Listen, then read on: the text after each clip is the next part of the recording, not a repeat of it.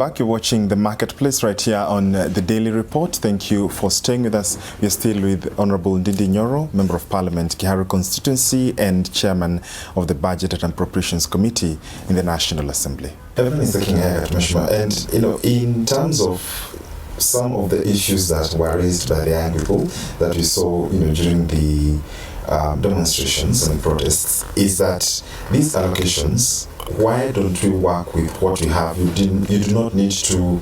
And the argument in some quarters was, it is okay that this government came in, but it is enough to first of all implement some of the issues in the previous financial years instead of topping up more and allocating more. There was a conversation on the allocation of the office of the First Lady, the Second Lady, and that of course was rejected in Parliament.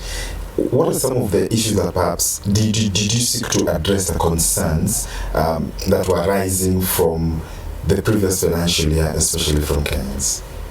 That's why we have been able to cut the budget. We would not have done it ordinarily. Mm-hmm. The other thing that we have done, listening to the people of Kenya told us, you people, the government is too big. The government is no longer now serving Kenyans, it is serving the machinery of government. And to a large extent, I agree. From where I sit, mm-hmm. the government is too big. From where the president is, the government is too big. You can imagine this. 600 billion is going into salaries for civil servants alone. Parastatals are more than that then.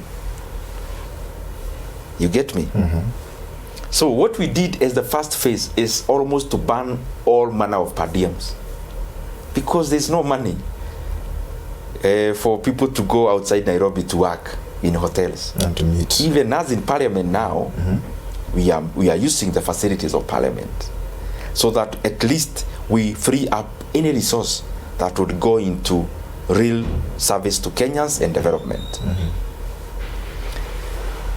The other thing which we have started doing, Kenya has over 334 sagas, some organizations of government. That, many, some of which duplicate roles. In this budget, we have not funded 47 of them. Okay. We have only funded salaries. Because the government thinks it's even cheaper to pay some staff money and stay at home than when they are coming to the office.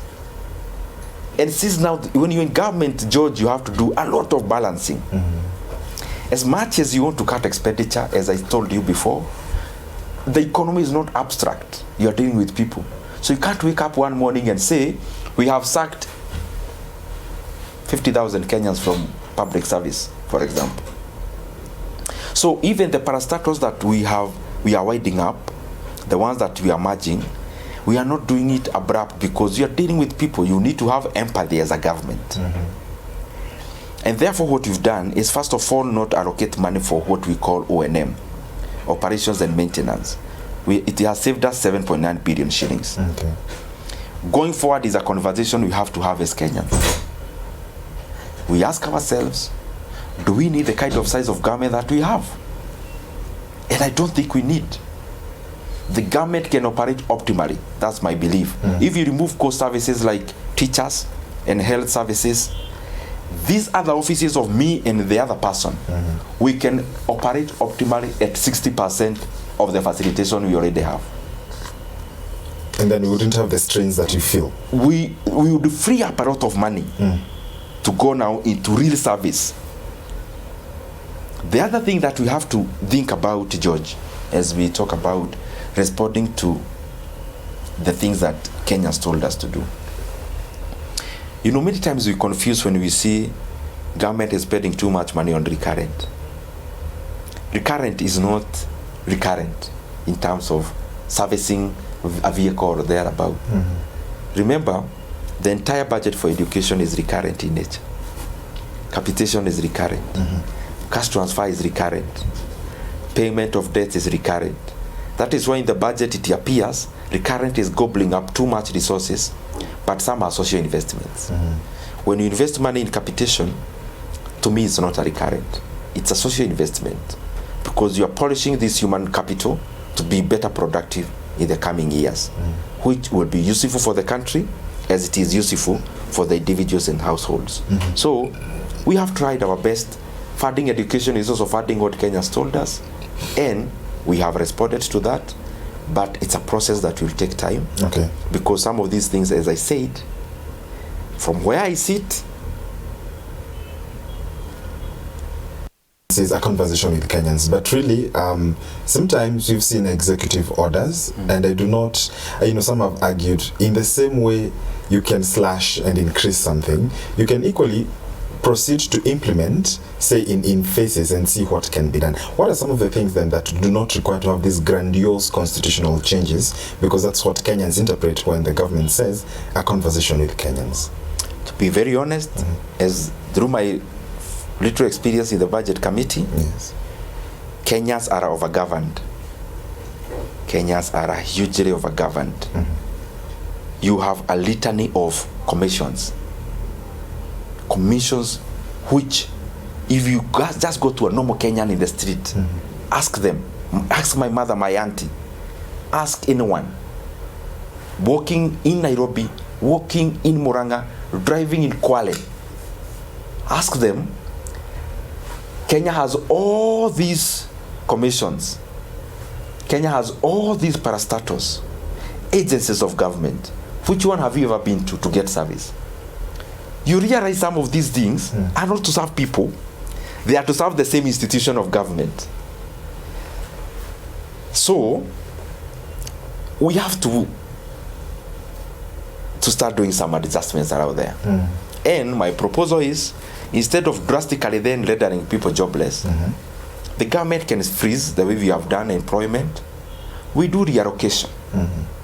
You could be somebody maybe working in a certain government agency which has been identified to be moribund.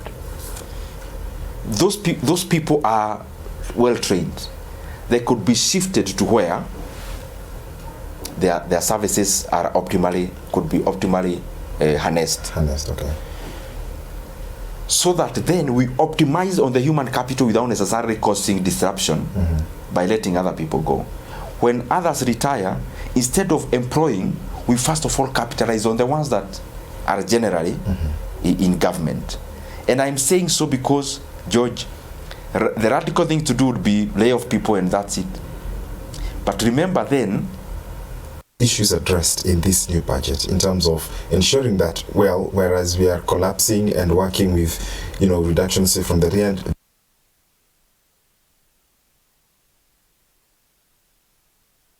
demeanor of those in the executive, the lavish lifestyle, the renovation of government offices, institutions, state. I want to assure them we have done exactly that. We have cut all excess weight, all excess expenditure that is ostentatious in nature. People have only been left to work, not to travel, not to do a lot of other things. Yeah. So, do you think then that Kenyans will understand these measures that you've taken? Because in the past they have argued government is speaking macro, it is speaking of, as you say, abstract issues. They seem not to be coherent with what the government is doing. Do you think then that this seeks to quiet the noises and then, quote unquote, allow the government to work, so that then after a few months or a period of time, we'll be able to see the trickle down effects of this slashing down of this implementation in the budget? I would actually hate not to hear any people pushing us further as government. I would hate to hear silence. Kenyans should continually and perpetually be pushing us to do better. Because it's out of that the country becomes better. We are still a low middle income economy. If we tell Kenyans not to push leadership, what are we telling us? That we are complacent, that we are satisfied where we are, that we are okay with our roads the way they are, we are okay with our education system and the funding the way it is. When we reach that place, I don't think we'll be existing as a nation. The US is a superpower. Places like Japan are developed economies. Places like the UK now, they are having protests. Because the agitation for better is human. The push to get better service, the agitation to get better infrastructure must never cease. So that whatever retro money we have to optimally utilize it in a manner that generates general welfare for the majority. However, to answer your question, the leadership, many times we put it like it's leaders on this side of the river and the people who are being led on the other side. No, it has to be people on the same team. People in the same team listen to each other, they explain to each other, and Kenyans have been kind to us. I mean, we have now seen some tranquility, and that tranquility helps everyone. It helps the business person, it helps our economy, it helps the sentiments around our economy, and also fundamentally gives people an opportunity to work harder in whatever they are doing. Yeah, the government also runs on projects, as you know, ITWA, and these are the projects that then will be funded by. Because it's wanted, do. There is one thing I want you to do, one day a feature in Kenya. I have been conversing with the president, and I voice my concern. Go around the country, for example, do the math of all the monies the country has ever spent in irrigation projects in Kenya since 1963. Then tabulate how many are working, except schemes. Except 6 schemes like Imwea, except schemes like the others. Do one feature on TV47. How many irrigation projects after sinking billions are working? That is part of the debt you are paying. Some of these things you realize, sustainability was not thought well. We do a project, we leave it to users, do what you want to do with it. But users are our parents, for example. Then you have pushed a 1 billion project to them. Now, tumemaliza kama serikali, chukueni. Some of those things we need to internalize and do better. We need to be very, very firm going forward as a country. We even need to put laws in place that no one must never, ever commit government money without knowing where this money is coming from. Then, as chair of budget, then Kenyans have been, there has been a conversation on corruption. Do you think, and what is your standing point on the issue of budgeting for corruption? Because it has been a conversation. We are saying, fine, we'll dedicate. You've spoken about the figures, the 3.88 trillion now that we're working with right now. In the 1.6 trillion, you find that whereas some will go to development, which is still on the imbalance because you're still paying salaries and everything else, that still is not done either to the standards that is required, so that then we are still budgeting for corruption. No, I would not say that at all. I think maybe there is a point there, but the frame of calling it so is not correct. Okay. From where I sit in the budget process, there is actually no money to budget for people to take out to take off with the money. You know, it's direct and so simple.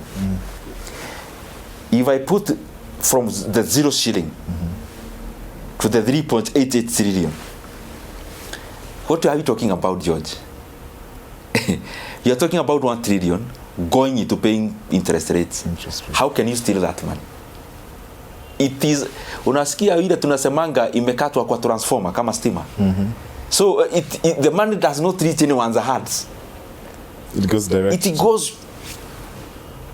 There is no interaction between anyone asking, oh, do we pay you or not? This is a loan. Pay. The other money, 250 billion pension. I have never heard how can you steal pension? This is money owed to a teacher who retired in 2000. This is money owed to a police officer who retired in 2005. Straightforward, budget 250 billion is going to individuals.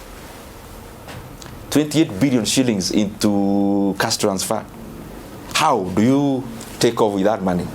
The beneficiaries are these are their numbers, their bank accounts. 650 billion to education. You know, I'm saying this because sometimes we miss the point by, we like sensationalizing. Once you sensationalize. Yes. Very important issues, important points get lost in between. 650 billion goes to education. What is it? Help. It reaches beneficiaries. I've never had a scandal in help in my entire life because this money is going direct. Capitation, going to pupils direct, students direct. You talk about monies for salaries, to increase police salaries. It's going direct to people. Money for roads, it is going to finish ongoing projects. There is actually no tender, no nothing. So some of those things I think we over-exaggerate in wanting to run away from the actual things. The actual things is that we have a lot of heavy lifting to do in our economy. That's the actual thing. And the actual thing is that we need to grow productivity. Growing productivity may call all of us to tighten some belts at some point. May also necessitate all of us to lessen our appetites for economic development. We first focus on economic growth. Because it's after you balance up things that you can be able to offer roads and electricity. But it goes the full cycle. Kenya is a democracy. You are elected by people. People, when they elect you, have never ever had any time we are campaigning anyone raising hands and saying, na nyinyi watu tukiwachagua tunataka GDP ya 7%. I have never had at one point. I have also never had in any political baraza anyone telling us, like now as we talk, George, inflation in Kenya is 4.6%. I think 4.3%. Can you imagine? We have contained inflation so well that we are now at the lower part of our own benchmark as a country. But I've never went to any political baraza. Somebody raises hands and they say, nyinyi watu tunawachagua, inflation ikuje chini. Have you ever heard? I've never heard. Never heard. What you hear is, tunawachagua mujenge hii barabara. Tunachagua mtupe stima. Tunachagua tujenge hii stadium. Money is needed. Real money for expenditure. If earlier on Mheshimiwa said that, there is no opportunity to steal because, quote unquote, there is no money. From the budget side. The budget. The government is bigger than the budget. I'm just saying on the budget. On the budget side. Yes. So, and there are those who have argued the government is broke. How broke is the government? The government is rich and broke to the extent that I have enumerated. Okay. We have a budget of 3.88 trillion. 1 trillion is evaporating in paying interest rates. 650 billion is going into education. 250 billion is going into pensions. Security sector, which is basically salaries for chiefs, for police officers, all that sphere of security. Maybe take another 400 billion. What is left is only 641 billion for development. And this money, the 641 is not just GOK funded. It includes loans that are being funded for development. So the money specifically coming from government is less than 250 billion, is less than 300 billion for development. And what is it? Majorly the ongoing projects. So it is important for us to say what it is. And what it is that we, out of the decisions made in the past, collectively as Kenyans, we have a heavy burden to carry. But the silver lining is not for long. Once we start seeing global economies using interest rates, then what that means is our service for debt also come low. Once we see qualitative easing, people will borrow more cheap money in our banks, investments will spur, more revenue will be collected by government. It is a triple rent affair where everyone benefits. The household, the government, the farm. Briefly, if you could touch on, as we enter the home stretch, on the 15th of May, when the president was speaking to students from Harvard, he said he would look at a point where by the time he's done in the first term, the taxes are between 20 to 22%. How achievable is that right now? If you allow me, I'll also tell you why it will be so good to achieve it. Okay. The current tax revenue to GDP ratio in Kenya is 14%. When Kibaki left, we were at above 20%. You know, sometimes you say these figures, it seems like they don't. So what is the percentage that has to do with me as a Kenyan, for example? This is how it is important. South Africa debt to GDP ratio is over 25%. The organization of OECD countries, their ordinary revenue to GDP ratio is 35%. Denmark, Sweden, we are talking about 45 to 46% respectively. What does that mean, George? Our economy currently is 18 trillion Kenya shillings. Just take the calculator, if you can. If our economy, our revenue raising measures are exactly what South Africa is doing, just do 25% of 18 trillion. That is 4.5 billion. 4.5 trillion. Trillion. Imagine. You know, it seems, when I'm saying it percentage-wise, it doesn't seem like it is affecting anyone. If we were collecting revenue the same way South Africa is doing, and it's a composition of many things. I'm not saying about raising taxes. I'm talking about expanding the tax base. That's what I'm talking about. Okay. I'm talking about having more Kenyans being able to pay taxes by government facilitating what they do to be more profitable. That's what I'm talking about. But if we collected revenue the same way South Africa is doing, the current budget, we would have read a budget, not this one of cutting, the other one of before cuts. We would have read that budget and have some money remaining, 400 billion, to give Kenyans dividends. We tell them your country is doing well, give us your M-Pesa numbers, iko pesa inabaki hapa, turushe. Imagine, if we collected money the same way Kibaki did, if we sustained that, you know, after Kibaki left in 2012, and I'm not trying to accuse anyone, these are figures. Our revenue to GDP ratio came from 20%, it became the lowest in 2022. Up to now, we are struggling to have it climb up. If you do 20% of 18 trillion, that is 3.6 trillion shillings. We'll be correcting 3.6 trillion Kenya shillings. If you add A in A, we'll be reading a balanced budget. So these things are not far-fetched. These things can be real.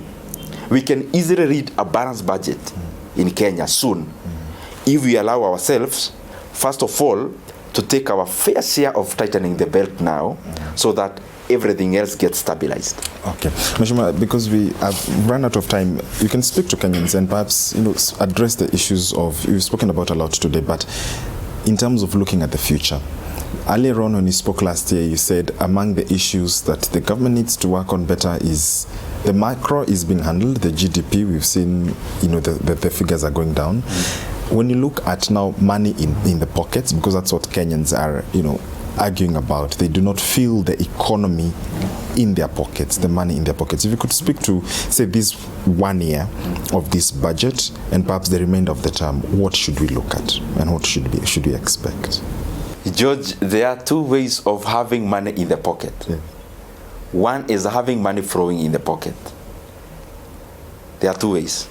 One is having money flowing in the pocket. The other one is making sure money is not flowing out of the pocket.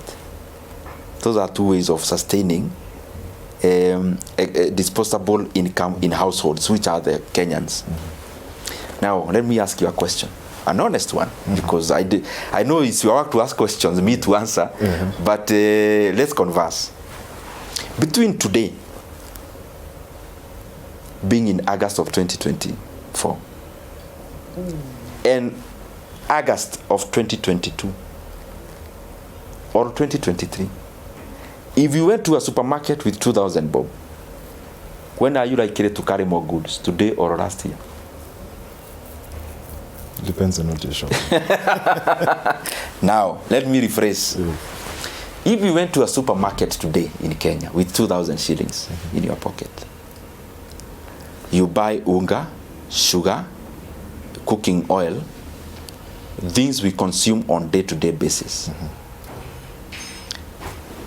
and you fuel your car, 2,000 bob, today and last year, when is your bucket having more commodities? Let's be honest.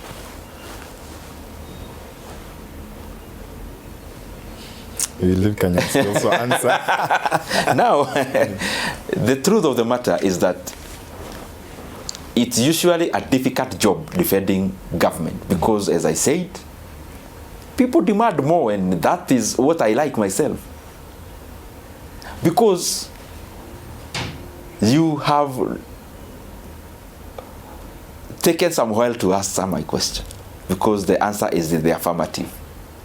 That if you went to a supermarket today with 2,000, the same 2,000 you went to a supermarket last year, you are going home with more commodities today. You are going home with more kilograms of unga, with the same money, with more sugar, with more rice, with more cooking oil. That's the truth. How has that happened? And I'm going back to the same issue I was talking about, economic growth, economic development. Kenya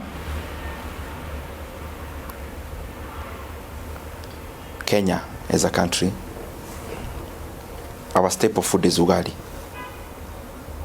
Anything associated with maize, whether ugali or githeri or mudhokoi or anything else that has a grain of maize. We came up with fertilizer subsidy, costing us 7.5 to 10 billion. What did that do? And UGA climbed down from 230 to the current 120 or thereabout. So per kg, that's a 50 shillings decrease. If the 2 kg have decreased by 100, then 1 kg conservatively is 50 shillings. The per capita consumption of maize in Kenya per person is around 75 kilograms every year. If you do the math, with just a proportion of that, Kenyans have saved collectively 120 billion out of uga prices around coming down. So that's why I told you to measure about pesa mfukoni, you measure whether there has been outflow and also inflow. Outflow is that there is 120 billion in pockets that would have otherwise gone to buy uga, which otherwise were saved to buy uga out of the fiscal policy of fertilizer. The other thing is how money has come into the pocket. I was looking at the employment figures from the private sector. I saw the private sector in Kenya through Kenya National Bureau of Statistics. You can Google. It added 800,000 jobs last year. That is Kenya National Bureau of Statistics. Are we at a place where we can say we have achieved? No. There are still so many Kenyans who need jobs. There are still so many Kenyans who have jobs. They need quality jobs. Are we doing something about it? Precisely, yes. Anything around construction of houses is putting money in the pockets of the direct workers and the indirect industries of cement, steel, and the rest. Anything around digital and the fiber we are putting everywhere is about money flowing in the pockets. Is it working? Yes. We have 150,000 Kenyans who are now earning out of digital jobs. Labor exports, how is it helping us? In many ways. One, helping the individuals, helping the households, but also helping our balance of payment. If you look at our remittances, you look at the figures, our remittances are growing every single quarter. Every quarter, growing by, I think it was 28%. And from which countries? You know, sometimes we are told Kenyans only work in Saudi Arabia, in the houses of people. No. Our number one earner of remittances is actually US. US and the UK combined constitute over 56% of our remittances. These are Kenyans working in corporations. Kenya has very top-notch human capital. Go now to a country, any African country, in any capital, from Kiharu. People driving those corporates are Kenyans. Go to Botswana. Go to many countries in the world. You'll get Kenyans working there. So labor export, what is the input there? Education. Okay. You know, some of these things, we don't break them down, but they have, it's a moving vehicle. This investment in education has a component around balance of payment through labor export. So it's a whole chain. Okay. And it's working. It's working. So how is the future looking like? The future to me is looking very good. Okay. We may have some bumps around where we are now. Because remember now we have had to increase our deficit. Yes. We are adding to the obligations in the future. 2026 is also a year we will be spending quite a lot of money in debt repayment. And therefore, between now and 2026, we need to broaden our base, grow our revenues without necessarily taxing Kenyans more. You know, this is it, George. Yes. Kenya, the 18 trillion economy, has 20 million working population. A working population of 18 to 20 million Kenyans. Imagine. Now, out of that, 1 million is employed by government, having pay slips in government offices. 2 million have pay slips from private sector. So the people with pay slips are 3 million. As a taxman, that's where you go first. Where are 17 million Kenyans? Where are they? Businesses. I mean, who are these? Where are they? 17 million people who the taxpayer does not know where they are. You get what I'm trying to say? Okay. If we become, and I know Kenyans are very patriotic, if we just pay our small fair share, we don't need to overtax now the working who have pay slips. We can broaden our tax base, raise revenue, but after raising revenue, we unshackle ourselves from these dire financial obligations of overborrowing. Okay. And while you're still doing that, part of these 17 million Kenyans who are not in the radar of tax, remember, one thing that we need to do is also government-oriented, making sure that these Kenyans are productive to a level where they are above the tax radar. In Kenya, as you know, you're earning 24,000, no one touches your salary. How can we make these people earning 24,000 to earn like 40? So that at least they start now participating in tax payment.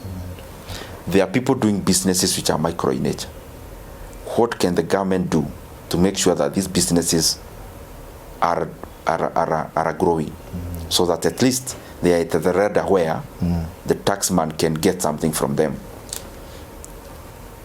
Something is being done, as you know, across many things. I don't want to tire you with them. They are being done so that more Kenyans can become more productive. When Kenyans are more productive, then they can participate. Lastly, let me tell you something funny. That in taxation, we see about, in taxation there are things we call canons, about equity, convenience, and the rest. But there is also something funny, theoretically in economics, that one way to raise revenue is for you to have an unequal society. I don't agree with it, by the way. Because it says you'd rather have a few people who have so much and therefore paying so much than having income so well distributed that no one is within the tax radar. Let me ask you this question. Supposing now there is 1 trillion shillings paid in salaries every year in Kenya. What if this 1 trillion, 800 billion is paid to people earning below 24,000? And therefore there is no payee. Would you rather have this income concentrated to a few people earning so much, therefore pay is 35% or 30%? Or would you rather this money distributed fairly to people, everyone is earning 24,000 and therefore not paying any tax? So the question either way is correct. It is work of government to raise revenue, but it's also the work of government to make sure people are living comfortably. The end justifies the means. So you have to find some balance around there, where everyone is also carrying their fair share, while also as government offering good quality service. Very lastly, the issue I told you about tax. Denmark, Sweden, revenue to GDP ratio 45%, 46%. Kenya is around 14. Many times we have a discussion. People ask, but those people pay taxes willingly because they are getting services. They also have no potholes. There are no garbage in their estates. Education is free. Education is free. Healthcare is free. Then, George, is an issue of egg and chicken. Now, between quality service and revenue, what should come first? Between government getting revenue to make sure there is no pothole, that you are not paying anything in school, and now you willingly paying tax so that government offers you that service, what should come first? Chicken and egg, as you say. That's the thing now.